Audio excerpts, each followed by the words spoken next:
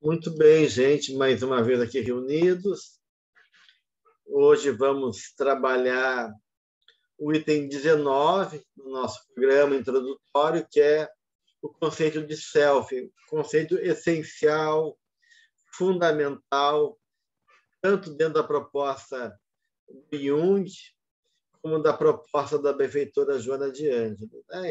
O self é um conceito basilar e de alguma maneira, ele é então um conceito da qual a benfeitora vai se ocupar em vários momentos da obra dela. E então a minha ideia hoje é trazer a visão do Jung, né? Qual é a ideia que ele tem de self, e depois trazer a ideia que a benfeitora fala do self, tá? Então, o que a gente pode colocar assim, do self, do ponto de vista da visão do Jung? Então, o self, ele é um conceito que representa o arquétipo da totalidade, né? Então, ele representa a totalidade do ser.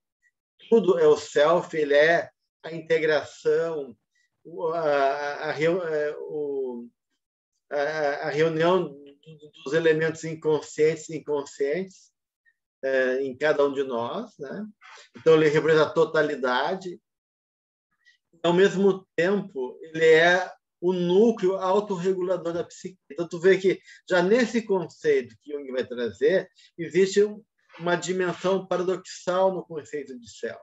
Ao mesmo tempo que ele é a totalidade, a circunferência, né? Se a gente for imaginar a psique como uma circunferência, ele é a circunferência, mas, ao mesmo tempo, ele é o núcleo, ele é a totalidade da psique, e, ao mesmo tempo, como a gente está vendo aqui, ele é também o elemento autorregulador da psique, o núcleo organiza, regula, orienta todo o nosso processo e sistema psíquico. Tá? Então, ele é o grande regente, assim, né? Ele é a fonte das nossas imagens oníricas. Né? Então, é como se o céu fosse o senhor da nossa casa, o elemento autorregulador, provocador de processos criativos que nos impulsionam para a individuação. Então, nesse sentido, o self ele pode ser definido como um fator de orientação íntima, diferente do ego ou da personalidade consciente.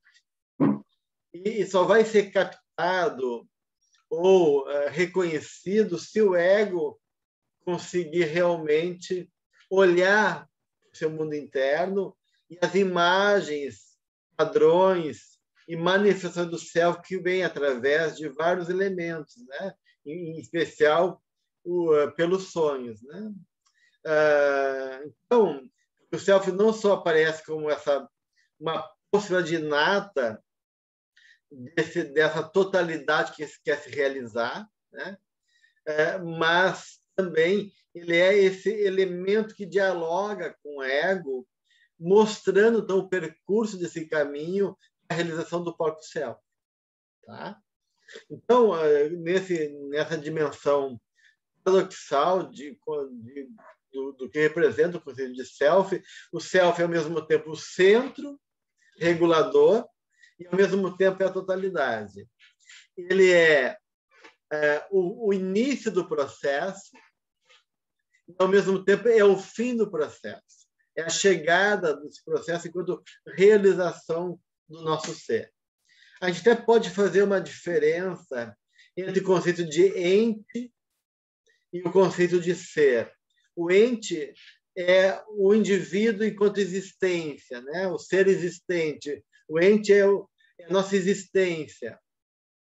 O self é o que move o ente. Né? Então, o self se realiza e se apresenta e se expressa através do ente. Então, enquanto o ente representa a personalidade e que se manifesta na nossa identidade egóica, o ser é maior do que o ente, mas se revela a partir do ente, né? Então, isso Jung também vai fazer uma relação entre a dimensão do self e do ego. Então, de uma certa maneira, a gente está lidando com dois centros na nossa personalidade, né?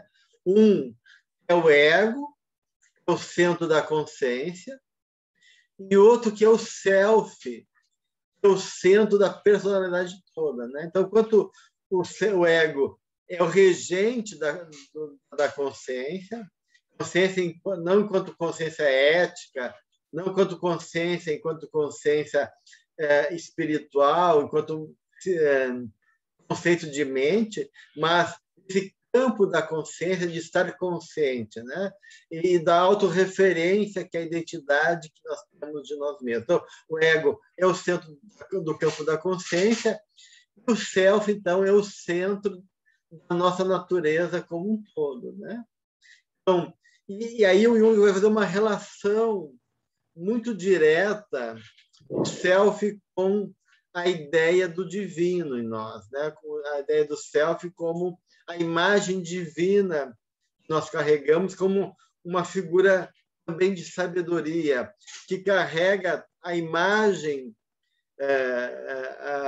divina dentro de nós, né? Então, ele vai fazer uma relação do homem com Deus, e ele vai afirmar em certo momento da obra dele, né, que o homem precisa de Deus para existir, mas Deus precisa do homem para se fazer conhecido.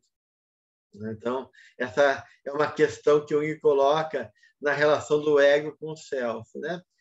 E, ao mesmo tempo, ele vai fazer essa mesma correlação entre o self e o ego. Então, entre Deus e o homem existe essa relação, né? O homem precisa de Deus para existir, e o self precisa do homem para poder se fazer conhecido. Tanto é que Jung vai dizer também uma outra frase interessante, que diz que o homem é a casa onde Deus quer fazer sua morada, né?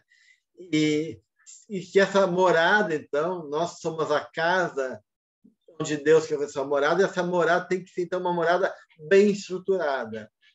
Então, a gente se espera que nosso ego e que a nossa estrutura psíquica seja madura, seja bem estruturada, seja lúcida, seja rica, para que a gente possa conter Deus em nós. Porque se essa casa for frágil, pouco elaborada, a força divina implode essa casa, né? A gente não consegue conter e segurar essa força, né?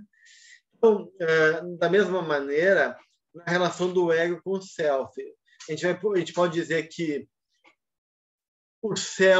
o ego precisa do self para poder existir, né? Então, o ego só existe a partir do self, porque o ego é uma parte do self. Então, o ego precisa do self para existir, e o self precisa do ego para se realizar. Então, de uma maneira, a gente tem que ter uma identidade egóica, um vaso que contém a nossa natureza e onde esse self possa emergir e se expressar de alguma maneira. Então, o self também precisa do ego para poder se manifestar, né, gente? Então, essa é uma relação que a gente vai fazer entre o ego e o self, de uma certa maneira, né? Então, como eu estava trazendo para vocês, o self é essa personalidade maior, representa a nossa realidade essencial, a nossa dimensão mais profunda enquanto ser. O ego é a nossa personalidade menor, né? Essa instância mais limitada, mas necessária, aonde no processo de individuação o self abarca o ego, né? Ele abarca o ego, ou seja, a gente acredita que na medida que esse ego vai se constituindo e vai amadurecendo, e ele vai reconhecendo que ele não é o único senhor dessa casa, não, aliás, ele não é o senhor, na verdade, ele é o servidor, né? Que o senhor é o self. Esse ego vai ser transformado na medida que se estabelece uma relação de diálogo com o self. Então, o Jung vai comparar o self e o ego a um par de irmãos. É o Dióscuros, né? Na mitologia grega. Dióscuros eram dois irmãos, um mortal e um imortal. E ele vai dizer que o ego é a nossa natureza mortal. E o self é a nossa natureza imortal. Os dois convivem juntos, né? Como irmãos, né? E que num primeiro momento, o self se anula. Ele fica aquietado, ele fica de uma maneira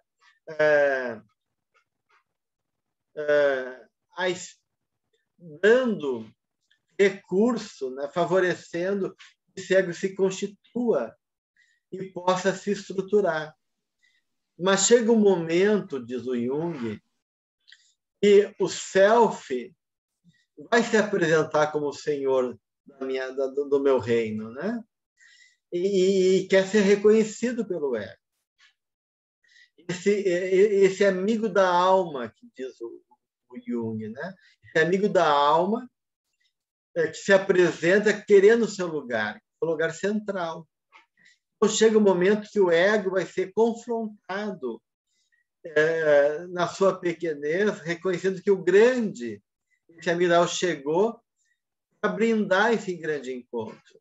Mas o que acontece é que muitas vezes esse ego não está preparado, ele não quer abrir mão desse lugar, né? E muitas vezes ele não consegue reconhecer esse self, né? E porque de uma maneira esse self que no início aparece apenas como uma possibilidade, ele vai emergindo e esse desenvolvimento depende realmente de o ego reconhecer e ouvir o self para que esse self seja realizado a partir do ego. Tá? Porque sem ego também não há individuação. Tá? Então, o que a Joana de Anjos vai colocar no ser consciente? Que a conquista do self, com todos os seus atributos e possibilidade, constitui a meta primordial da existência humana. O Joana também vê no self, né, a conquista do self como a meta da individuação, o sentido da nossa existência. E ela vai dizer que essa busca de realizar o self, né, que essa meta que constitui a nossa existência, tem que ser buscada e investida com toda a nossa força, com todo o nosso potencial humano, emocional, moral e intelectual, diz a benfeitora, né? Então, isso ela vai colocar no ser consciente de uma certa maneira, né? Aqui tem o chat, a Angélica perguntando, no processo de individuação, ego e self se formam ao mesmo tempo? Né? Pois é, Angélica, isso é uma questão complicada, porque do ponto de vista espírita, né, pegando já a visão da Joana, o self é o espírito. Então, ele não se forma junto com o ego, ele já existe, ele já é. Né? Então, quando o espírito reencarna, né, ele, enquanto self, ele está ali como esse potencial a se realizar novamente, para se constituir como consciência, como ser pleno de si mesmo. E o ego vai sendo construído como uma emergência, uma parte do self. Porque o que a psicologia junguiana coloca? Né? Tudo é o self. Né? Então, existe, no primeiro, esse self urubórico, esse self primordial, que ainda não está consciente de si mesmo. Né? Que é o bebê. Né? Então, o self está ali, o ego não existe ainda. O ego está se constituindo no desenvolvimento psicológico daquele bebê. Então, tudo é um grande self, mas um self ainda fusionado com a mãe, né? Um self ainda, a gente chama um self primordial, um self urubórico, um self ainda não emergiu enquanto realização desse ser. Primeiro começa, então, os complexos surgindo, e um deles é o ego. O ego a gente chama de um desintegrado do self. Vamos pensar que tudo é o self, né? Vamos imaginar um círculo. E cada parte minha, um pequeno círculo, se desprende de mim. É como se o self fosse sendo espelhado por ele mesmo a partir do complexo. Então, o ego é uma forma do self se experimentar. Se desprender um pedaço dele, aonde ele vai se experimentar projetado, não separado da figura da mãe, né? Então, a mãe representa também o self do bebê, né? Ela também faz parte desse self, aonde, na medida que o mundo me devolve para mim, esse desintegrado do self, essa parte minha, que eu estou sendo vivido como uma extensão minha no mundo, com um pedaço. Então, o mundo é um pedaço meu, no primeiro momento. O mundo vai me devolver para mim mesmo, né? Através da forma como o mundo reage para mim, como é que me acolhe, como ele responde a mim. Então, nesse espelhamento do mundo, em especial a figura do pai e da mãe, esse desintegrado vai ser reintegrado, uma parte minha, formando os vários complexos, formando o ego. Tá? O ego vai se construindo até que o ego se dá conta que ele não é só um ego. Ele é um self. Ele é muito mais do que um ego, porque o ego é uma fantasia. O nosso corpo, né? E o nosso ego, que se constitui a partir da imagem corporal, é uma fantasia que constitui nossa identidade aqui na Terra. Mas é uma fantasia. Uma fantasia de ser homem, de ser mulher, de ser branco, de ser preto, de ser pequeno, gordo, feio, bonito. A gente tem uma fantasia e uma identidade nessa vida, né? Está ligado a certas qualidades, certas características necessárias à nossa encarnação. A gente já viu isso quando a gente viu o ego. Eu só estou recapitulando. Enquanto que o self é a totalidade do ser. É a nossa essência espiritual. Tá? Então, de uma certa maneira, nós, enquanto ego, não podemos viver como se fosse só um ego.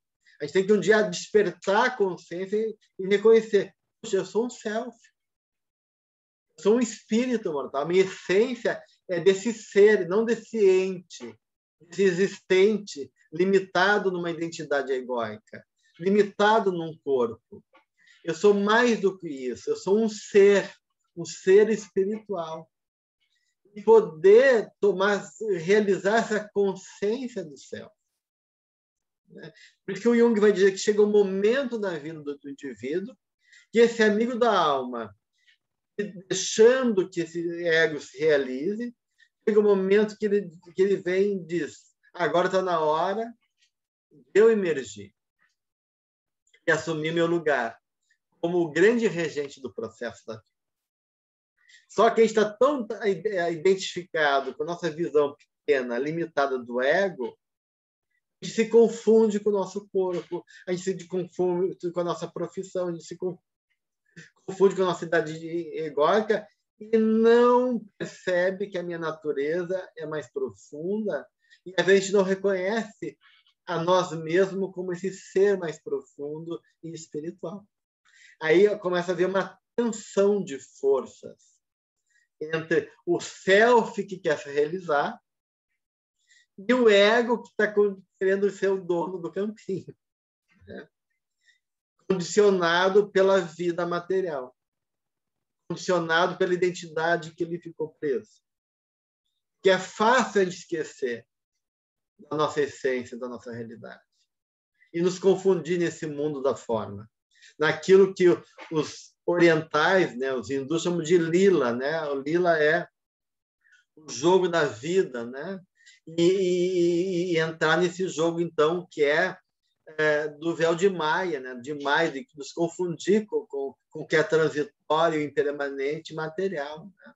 E nos iludir em relação a nós mesmos, né?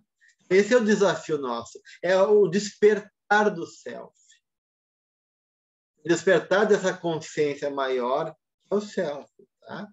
Então, isso tudo está ligado a essa emergência do self. Então, Jung vai dizer que o self, ao mesmo tempo que é a totalidade do nosso ser, ele é o arquétipo dessa totalidade que representa o núcleo autorregulador da nossa vida psíquica, né?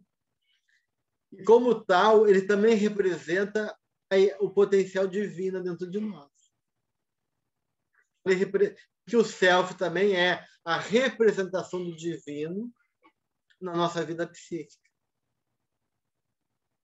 Que o self representa a instância superior da nossa natureza.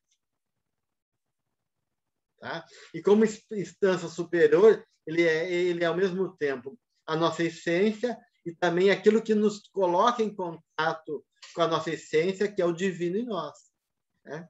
Que nós somos filhos de Deus e trazemos a marca divina dentro de nós. E a potência, como filho de Deus, realizar nossa potência criativa e criadora. Porque o self é o processo criativo, criador dentro de nós. Ele é o arquétipo que está gerando sempre novas possibilidades de saída, né? A gente está neuroticamente preso, condicionado a uma vida infeliz, prisioneiro das nossas emoções. Mas o self está sempre tentando buscar saídas. É, então, um grande regente, criador das possibilidades de renovação da nossa natureza. O impulso criador e criativo que nos move. Gerador de novas imagens, gerador de novas saídas, novas tentativas de romper com os nossos padrões, né, com nossos condicionamentos. Então, nesse sentido, o self, por isso que eu falava aqui para vocês, o self se apresenta como esse fator de orientação íntima, né? De uma sabedoria natural dentro de nós, né?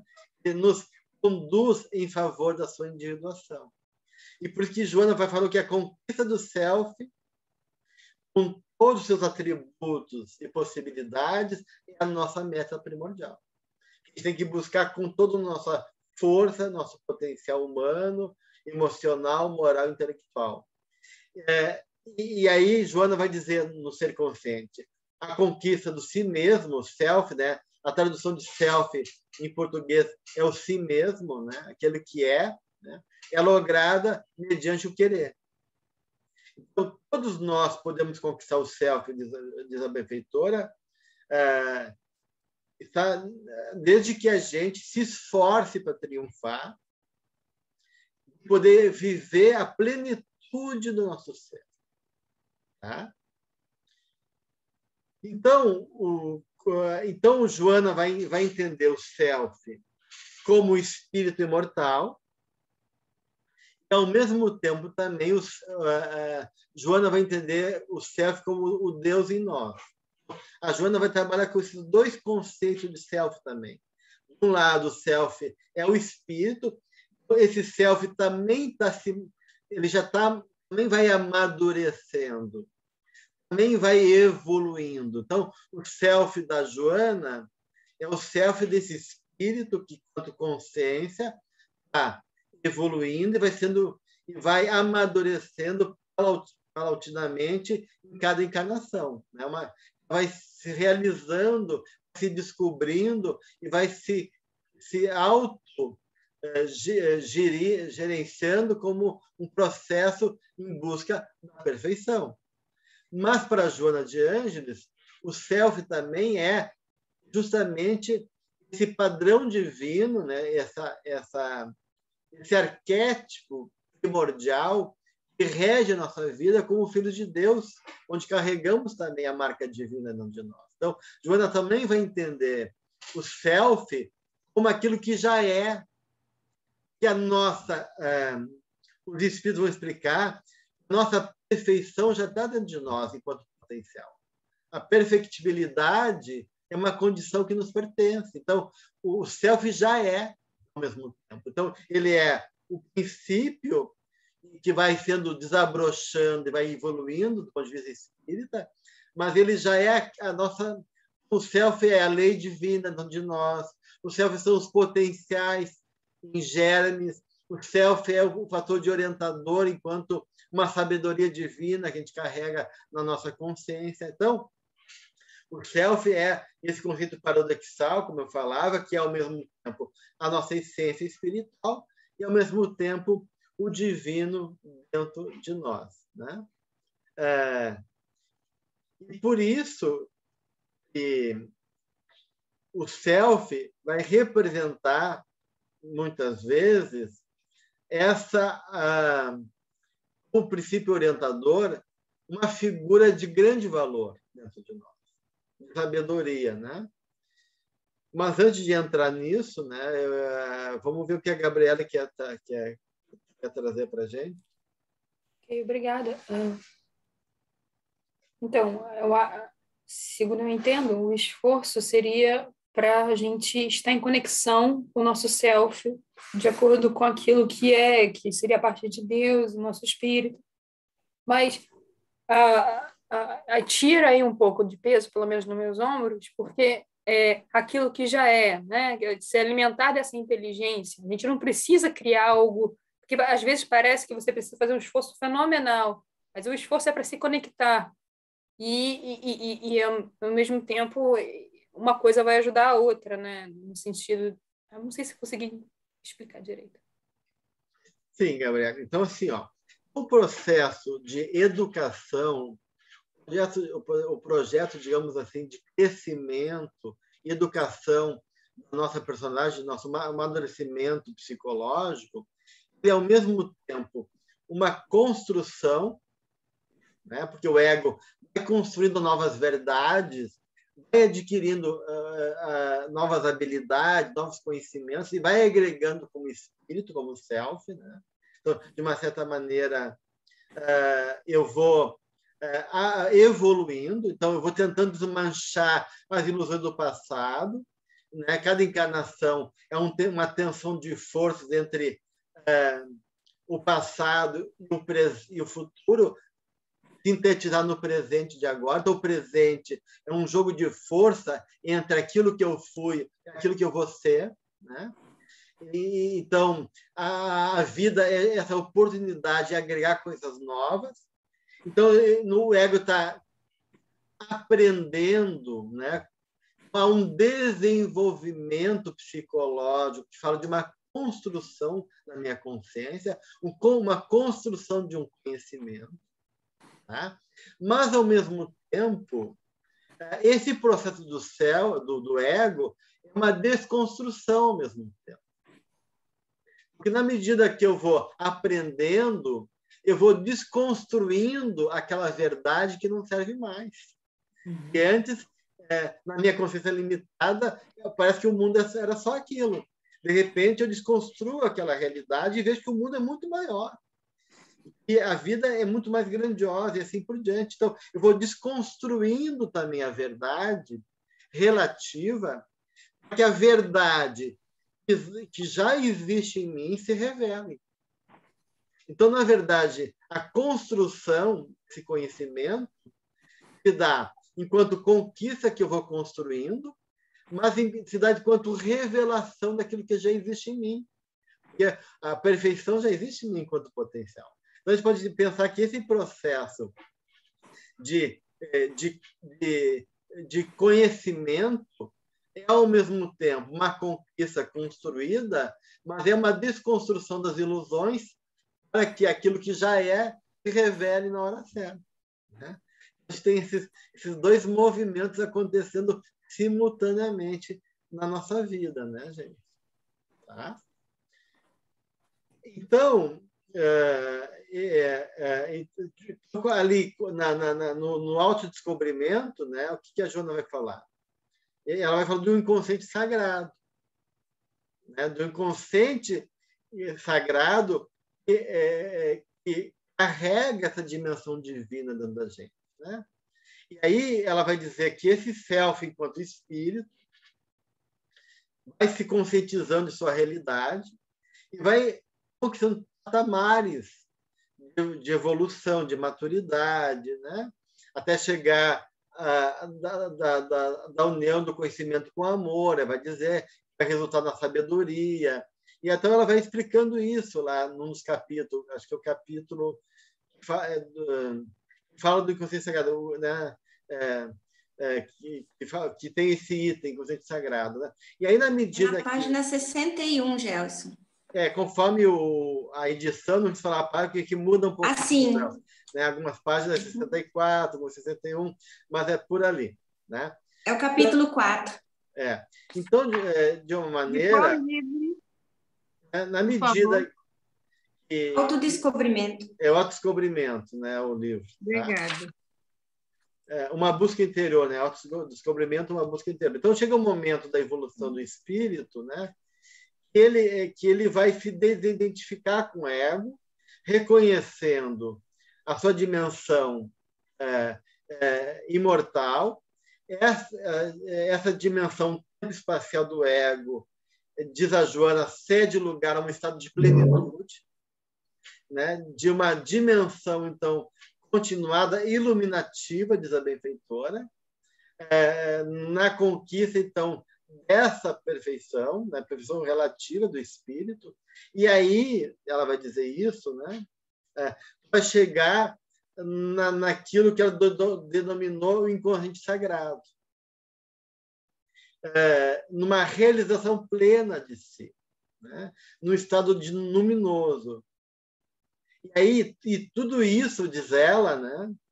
É chegar numa condição que tu está acima, então, do sofrimento, dos males, e tu começa a identificar Deus em tudo, em todos, amando o divino em mim e na natureza e nas pessoas, né?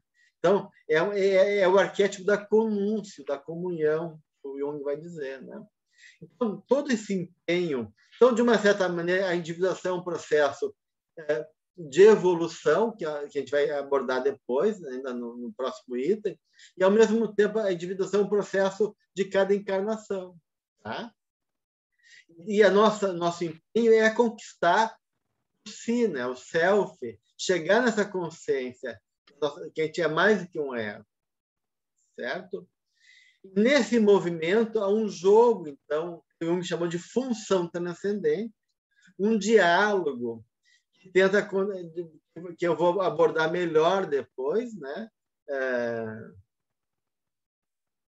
E chegar nessa individuação que é realmente o estado de, comparando em termos de uma encarnação, me tornar uma pessoa inteira, verdadeira, não dividida. E no sentido espiritual, lá, quando Kardec pergunta aos espíritos o que fica sendo o espírito depois da sua última reencarnação. E ele responde: espírito bem-aventurado, um espírito puro. Né? Então, esse si profundo de Joana, pleno, é comparado na alquimia, e Joana compara isso também na obra dela, como o diamante. Né? Então, o diamante é um símbolo do self. Né? É um símbolo do self. O diamante ele é o elemento mais duro, né? No sentido de uma firmeza. Então, ele então, a individuação, o self, é ser incorruptível como o diamante, que não se corrompe. Eu não estou mais sujeito às perturbações da vida. Eu estou pleno em mim mesmo, em comunhão com Deus. Né? Então, essa incorruptibilidade do diamante, a transparência, a pureza do diamante e a dureza do diamante, mas a dureza como incorruptibilidade. Então, os alquimistas diziam que a pedra filosofal, o ouro, né, o lápis filosoforo, né, que é a meta, né, um símbolo do self, tem que ser duro como um diamante, flexível como a cera. Essas duas qualidades da pedra, né? A pedra é dura como o diamante, mas ela é flexível como a cera, né? O que isso quer dizer do ponto de vista psicológico? A dureza do diamante é isso, ele é incorruptível, ele não se perturba, ele não se deixa influenciar na inconsciência, ilusão do mundo, mas ele é maleável e flexível como a cera, porque uma pessoa que chegou à maturidade, ele tem que ter essa criatividade e essa disponibilidade amorosa de ser flexível, de ser tolerante, de poder compor com a vida, de poder relativizar as coisas em favor da visão maior, né? Então, ele tem que ter essa capacidade de flexibilidade humana, que está ligado com o símbolo da cera, né? Que é maleável e que aponta essa natureza aberta, receptível e dialógica com o mundo. E, ao mesmo tempo, ele tem que ser duro como o diamante, no sentido dele ser fiel a si mesmo, né? Fiel às leis divinas, não se corromper. Essa é a imagem da pedra, né? Como essa imagem da perfeição ligada com esse símbolo da alquimia. Tá? Bem, então, isso a Joana vai trazendo tudo isso, dessa conquista do self, e na medida que ela que também está ligado com a ideia do superconsciente. Então, o inconsciente sagrado, o superconsciente, equivale à ideia de self na proposta da benfeitora, né? Então, ela vai falar do superconsciente, que é esse estado daí, né? O inconsciente, o superconsciente, que o André Luiz também vai falar isso no livro No Mundo Maior, né? Que o superconsciente é o nosso futuro, né? Os potenciais divinos de nós. Joana vai associar ao chakra coronário, né? O despertar, né? Que é essa comunhão com o divino, com o cosmos, é a imagem do lótus de 1000 pétalas, né? Que ela vai trabalhar também no mesmo livro, o Autodescobrimento, né? Onde ela vai não, desculpa, esse do superconsciente e do chakra coronário, ela vai trabalhar no despertar do espírito, tá? Onde ela fala sobre o superconsciente. E no Vida, Desafios e Soluções, ela vai falar sobre o despertar do self, aí, né? Esse self que está ali, parece adormecido, mas não, ele está ali trabalhando, né? Se movimentando, regendo o processo, mesmo de maneira inconsciente. Por isso que a gente diz, né, gente, que todas as decisões da vida é sempre uma escolha do espírito. Sempre. Né? Porque mesmo que o ego seja limitado, a gente não possa imputar toda a responsabilidade aos nossos atos, porque a gente pode estar de uma maneira num estado alterado, seja por que for, né? A gente acaba criando ilusões e enganos, ou está emocionalmente perturbado, mas, mesmo assim, o livre-arbítrio ele não está totalmente abafado, né? Ele não está cortado, né? Não está interceptado. Então, todas as escolhas da gente é do self, mesmo que o ego não tenha os critérios e condições para avaliar do ponto de vista da consciência mais limitada do eu. Porque no inconsciente há o self regendo, porque o inconsciente para a Joana é tudo aquilo que eu já automatizei também. Então, o inconsciente também é o self. É aquilo que eu sou enquanto conquista da minha própria realidade, que está na base que fundamenta a minha existência, determinando a minha realidade. Ao mesmo tempo, o inconsciente para a Joana é aquilo que está sendo transformado, né? Não está automatizado. Por isso que ela fala em dois tipos de inconsciente. O inconsciente pré-cortical e o inconsciente cortical. E vai falar do subconsciente também, né? Então, um nível de realidade psíquica. E o inconsciente pré-cortical, né? Ele é o inconsciente, então, que está ligado àquilo que a gente já internalizou, né? E o cortical são as sujeiras, são aquilo que a gente está, os conflitos, a gente está assimilando os condicionamentos que a gente tem que ser transformado. Então, a gente tem que entender que no inconsciente há vários níveis de realidade também, tá? Esse self, ele é o inconsciente, e dentro desse inconsciente mais profundo está o superconsciente.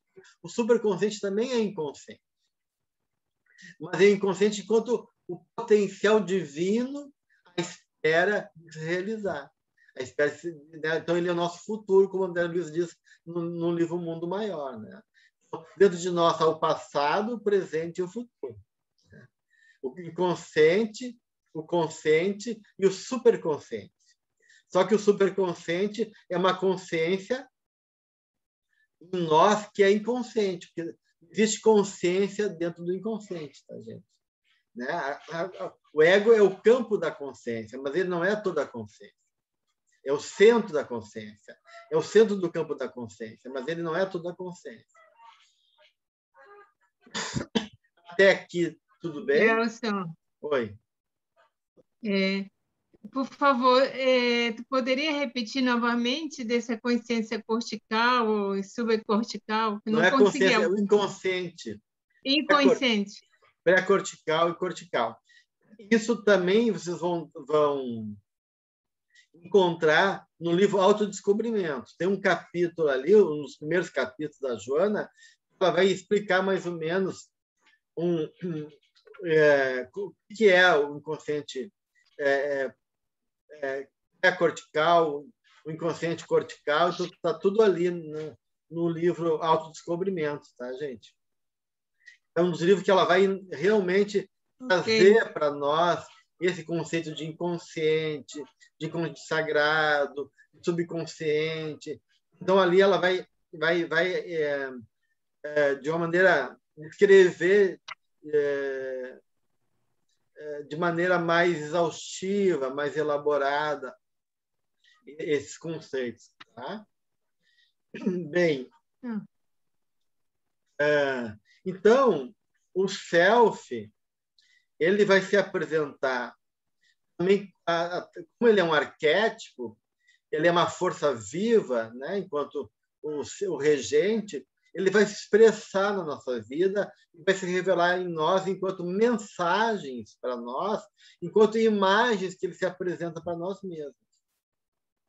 Então, de uma certa forma, as imagens do self nos nossos sonhos ou na nossa vida psíquica, elas são muito importantes de serem reconhecidas, porque a imagem do self vai representar, num determinado momento, as possibilidades de relação com esse self. A forma como o self se apresenta determina o tipo de vínculo e de diálogo que eu posso estabelecer com o self. Então, o self, como representando a imagem, essa instância superior dentro de mim, ele vai sempre ser personificado através de uma figura superior. Mas essa figura superior ele pode vir de uma maneira humana, infra-humana, supra-humana. Então, ele pode aparecer de diversas formas, como o velho sábio, o arquétipo do velho sábio, né? Que é uma imagem daquele que muito viveu, conquistou a sabedoria. Então, essa é uma imagem de self, né? Ou a imagem da criança divina, né? Da criança que já vem pronta, né? Que já nasce falando, que representa a criatividade, o novo, a renovação, né? E são imagens humanas do self. Mas ele pode ser personificado como um animal, né? Um animal representa a força a sabedoria do instinto, né? Representando o animal totêmico, o animal como animal mágico, que guia o herói nos contos de fada, né? Tem alguns animais que guiam o herói nos contos de fada, representa a nossa sabedoria natural, que o self também é a sabedoria natural dentro da gente, né? Ou como objetos duradouros, especiais, né? Como uma pedra preciosa, né? Uma estrela do mar, né? Uma estrela do céu também, o símbolo do self, o espelho, né? Pode representar o self, refletir a verdade, né? Ou a figura de self na figura humana do Buda, de Krishna, de Cristo, né? Figuras que são avatares, que são símbolos de divino, né? Então, ou com uma bola de fogo, né? Que é muito grande, que gera fascínio e temor, porque a experiência do self é sempre uma experiência luminosa. Luminosa quer dizer uma experiência que não cabe na gente, é tão grande que provoca terror e fascínio. Provoca, nos coloca na nossa pequenez, é muito grande. Então, a experiência luminosa com o self, ela pode sempre se apresentar no seu lado terrível, amedrontador, ameaçador, ou no seu lado fascinante, realizador, gratificador, né? Então, o self tem esses dois elementos que semana que vem a gente vai continuar falando sobre isso, né? Porque a gente vai de uma certa maneira ainda abordar o conceito de individuação, e a gente vai abordar também a relação também do self com o ego. Então, a gente vai ter no conceito de individuação, né, ainda a gente vai falar mais desse processo aí entre os dois, tá, gente? Então, a gente vai ter tempo para aprofundar semana que vem ainda esse tema. Alguém tinha levantado a mão? Gabriela? Sim? Então, a gente tem que saber distinguir nos nossos sonhos. Você relatou diferentes formas de simbolismo do self nos sonhos. Aí falou que pode ser de uma forma de fascínio ou de terror. Então, mas isso aí a gente vai talvez entender um pouco mais depois. Mas em aula passada, você estava falando sobre o ânimo e a ânima, e aí falando que o ânimo pode aparecer nos sonhos quando a pessoa tem o exterior feminino, né, mas o inferior, o ânimo. E aí, no caso, a pessoa pode ter uns sonhos aonde que o ânimo está tentando deslumbrar a pessoa, etc. Então, você tem que saber identificar uma coisa e outra. Isso, tem que saber. Assim, né, no sonho, tem vários personagens, né? Pode ter o ego geralmente é representado pela própria imagem da gente, né? Mais velha, mais nova, né? Ou como a gente pode ser um pouco mudada ou não, mas é o personagem que geralmente está consciente no sonho, como ego onírico, o ego que está acompanhando o sonho de fora também, né? A figura, então, do ego, da ânima e do ânimo, geralmente é um personagem contrário ao nosso sexo, geralmente, né? Então, a ânima e o ânimo se contráriam à nossa identidade sexual. A persona representa figuras mais coletivas, né? O pai e a mãe representando o complexo paterno e materno, e o self representado por essas figuras de valor, né? de imagens superioras, né? De sabedoria, de forças incomensuráveis, e assim por diante. Então, o self pode ser de uma dimensão humana ou não humana, como eu falei para vocês. Tá? Interpretar isso, você interpreta de acordo com o contexto que se apresenta. Depende do sonho, depende do contexto da vida do sonhador. Mas a gente tem que entender a situação da vida da pessoa, entender a natureza dela e entender o contexto do sonho com as imagens que eles apresentam para chegar numa conclusão, né, Gabriel? E aí, claro, muitas vezes, né, a gente pergunta como saber se a voz que está dentro de nós é a voz de Deus ou a voz do diabo. Porque o diabo também vem disfarçado de mil formas, né? Então, nem sempre é fácil, né, entender, né? As imagens internas, né? Muitas vezes, por exemplo, quando é muito raro de acontecer, mas quando o sonho é apresenta como uma voz que fala, né? Não tem imagem, é uma voz só. Isso não é muito comum de acontecer, mas acontece. Geralmente é uma personificação, uma expressão do self. Mas a gente diz geralmente porque tem exceções. Tá? Então, a gente tem que avaliar realmente muito bem isso para poder definir. Né? Não cair no canto da sereia. É tão bonita, tão encantadora, mas nos leva para a morte. Né? Então, isso tudo são questões importantes. Tá? De uma certa maneira, então, isso a gente vai poder aprofundar, né? Semana que vem, com certeza. Alguém perguntou aqui no chat, né? Como identifico se estou no caminho do meu self? Quais são os sinais?